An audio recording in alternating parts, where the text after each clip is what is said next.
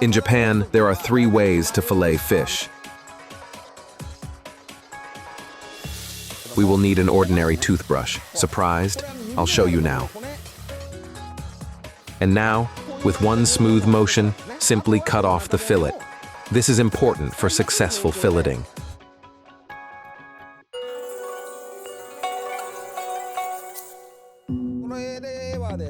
No additives will help if you choose unfresh fish. That's the main thing to understand first.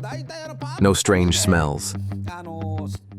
Then look the fish in the eyes. They should be transparent, not cloudy, without blood, clear, and innocent. Try touching the belly. It should be firm, because the internal organs spoil first. Pay attention to the color of the gills.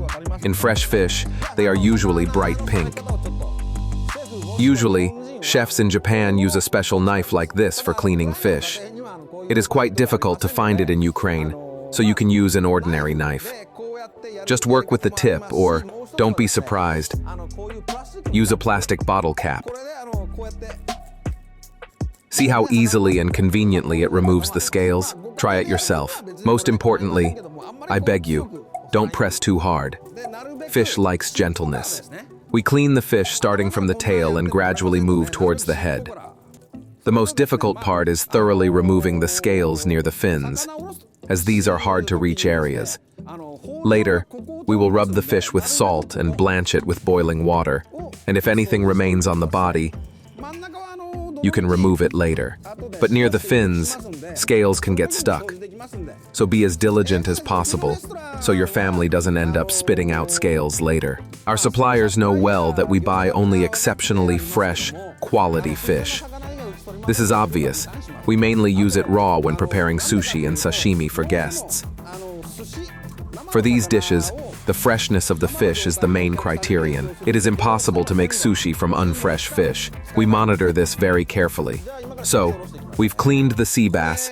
Let's proceed with filleting. In Japan, there are 3 ways to fillet fish: nimai oroshi, sanmai oroshi, gomai oroshi.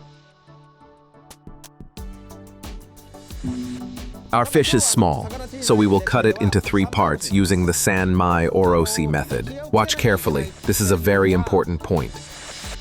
When cutting the belly, do not insert the knife too deep so as not to damage the internal organs and the fish meat. Work only with the tip of the knife. I will show you why now. Look, right here the fish has a liver. It's a delicacy, we eat it. If you plunge the knife too deep, you might accidentally nick it. But that's not the worst part yet. Oh, I found the heart right here. Here is the liver, and immediately behind it is the gallbladder. It is important not to damage it, otherwise the bile will spread onto the meat and give it a bitter taste. Of course, if this were fugu fish and you accidentally touched the gallbladder, the meat would be completely poisoned. But sea bass is non-poisonous fish, so you can safely hone your filleting skills. The head can be cut off now or later. Carefully cut out the gills.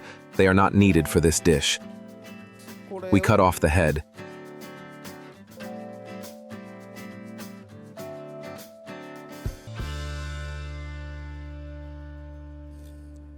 You know that blood clots always remain near the spine. They need to be thoroughly washed out. If you do this just with your fingers, you can easily get cut. See, there are sharp little bones here, but cooking should bring joy, so I have a little life hack. I'll show you now. In any case, the fish must be thoroughly rinsed. We will need an ordinary toothbrush. Surprised? I'll show you now. See these membranes and blood clots stuck to the spine? They must be carefully washed out. You simply clean the fish with a brush, like teeth. Look how easy, and most importantly, safe it is. This is the most convenient method. Use it with pleasure. The fish is clean.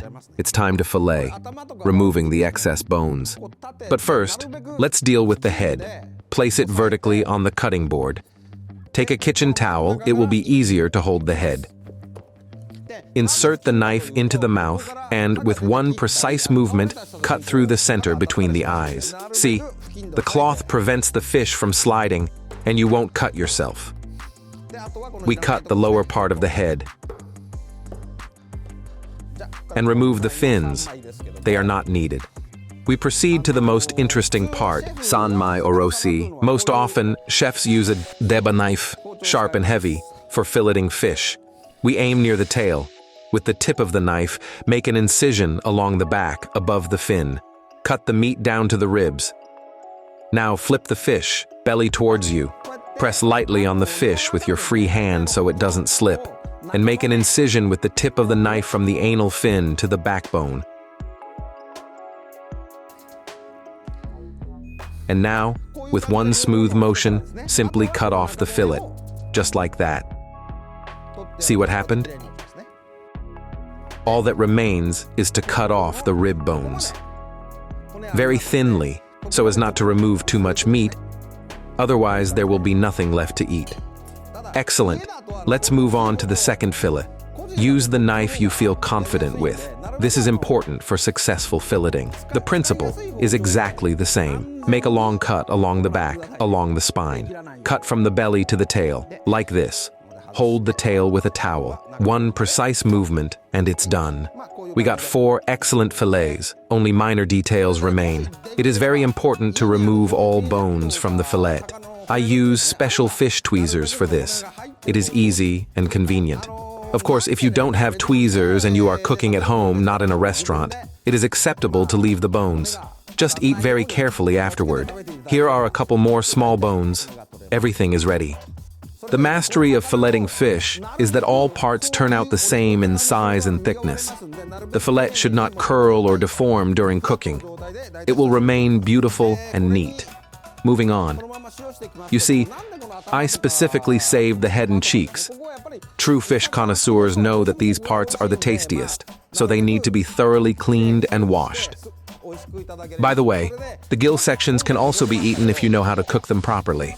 Before that, they need to be cleaned, blanched in boiling water, and only then proceed to cooking.